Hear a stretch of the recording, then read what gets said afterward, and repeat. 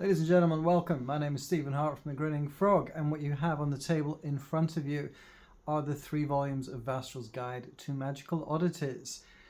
I love these books. They're very personal to me. I've spent a lot of time crafting not just the items, but also the stories that interconnect the different pieces. Each of the books is 196 pages. It's hardbacked. This was the limited edition back at the time.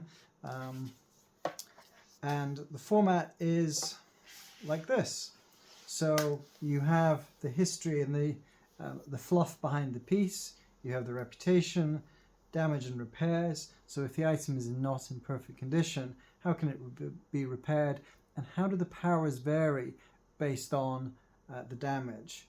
You have whether it's ever been copied, and if so, what are the copies like? How do they vary from the main item? You get the location that you'll most likely find the item, and then you get stats for the item as well. And that's what you get, page after page after page, all linking together, all with different stories, different options. Some are items to wear, some are for, in this case, animal companions at the front, and at the end of each chapter there are adventure hooks for each of the items to give you a quick way to incorporate the items into your stories. There's also an introductory page which involves Vastral and Abrina, his, shall we say, colleague, for lack of a better word, discussing not just the particular items but also the topic in general. So this was volume 1. And all of the artwork relates directly to all of the content. I don't do fluff art. It's got to be specific. This is a nod to to my favorite Doctor Who episode ever. Bit of a homage there. One of the privileges of doing your own books is that you get to introduce things that you really like. The Kiss of the Queen is one of my favorite weapons that's in the book. Lost it. Kiss the Queen. Dalmavadra is the goddess of death, and she bestows her axe to those champions who are worthy. However, it does come with some drawbacks, of course. Then you have miscellaneous items. The Window of Dreams. Absolutely love the picture on that one. I have an awful lot of fun putting together these items, I have to say. And putting together the books generally. Each book follows the same format. They do work independently, so you don't have to get them all. If, you're welcome to, of course, but they are independent. Contents pages, so you have items for animal companions, items to wear, magical furniture, tattoos in volume 2, transport, weapons, wondrous items, darker items, and sets of items. And then in this one at the back, Vastral's workshop, where he goes through some smaller items and magical phenomenon. Armour of Emelian, flying characters. Now these were very popular, actually, the items for animal companions. I don't think there's quite as many of them in other works by other authors, so I think there was a real... people were happy that I had done these. This spun off into an adventure, which I'm going to forget the name of now that I'm live on camera. Yep, it's completely gone out of my head. I know it's on the side of my bookcase. It's embarrassing. Anyway, I took this item and I used it as the inspiration for an adventure that I then published through Kickstarter some months after producing this book. There's just something about it that caught my eye. And... I'll remember what it is by the end of the recording.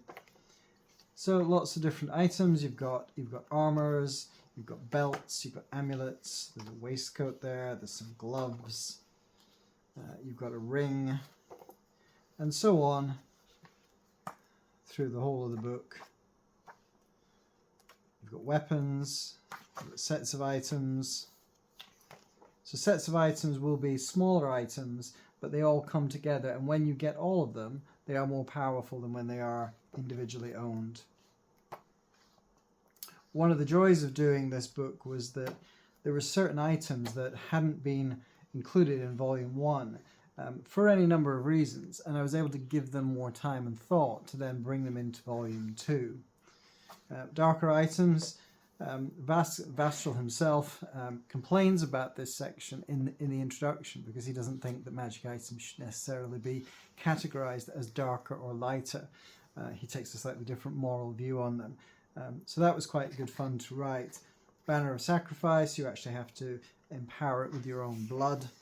The Chalice of Souls, arguably not particularly good, and so on. So an awful lot of fun putting all of these different items together. And I really work hard on making them not game breaking. It shouldn't be that a character is given a magic item that then dominates the game table. Some of them, like this one, the Atlantean Gate, is a doorway. This is much more of a story item that the characters and the players will encounter during one of your adventures. That's the idea behind it. So that's volume 2. And then last year, Vastral's Guide to Magic Qualities 3, we have Abrina, his, how did I describe her? Colleague on the front. They have quite a complex history, which you do learn about as you read the volume. And again, you have a contents page where much the same items, animal companions, items to wear, furniture, weapons, wondrous items, darker items, and then sets of items.